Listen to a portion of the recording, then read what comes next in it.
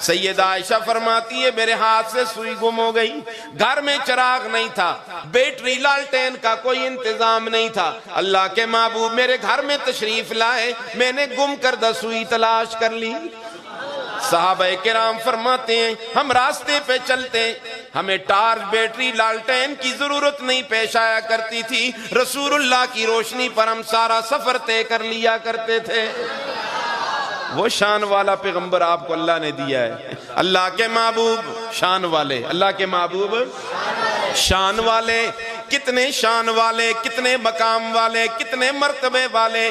اللہ رب العزت نے 1.25 لاکھ انبیاء کو پیدا کیا، ہر پیغمبر کو حسن بھی دیا، کمال بھی دیا، جمال بھی دیا، کوئی پیغمبر بھی حسن سے خالی نہیں، لیکن اگر سارے انبیاء کو آپ نے ایک گلدستے کی شکل میں دیکھنا ہو تو محمد الرسول اللہ کو دیکھ لو۔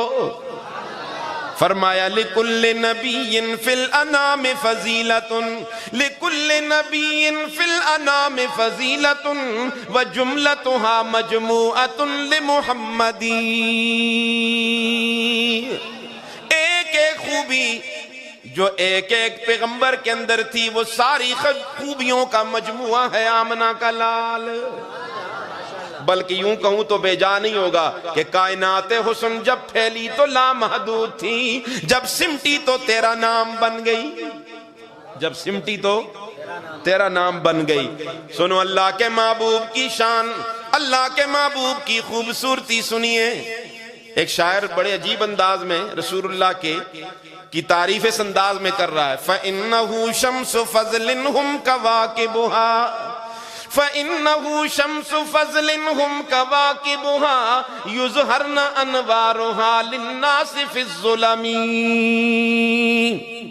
فَاقَ النَّبِيِّينَ فِي خَلْقٍ وَفِي خُلُقٍ وَلَمْ يُدَانُوهُ فِي عِلْمٍ وَلَا كَرَمٍ۔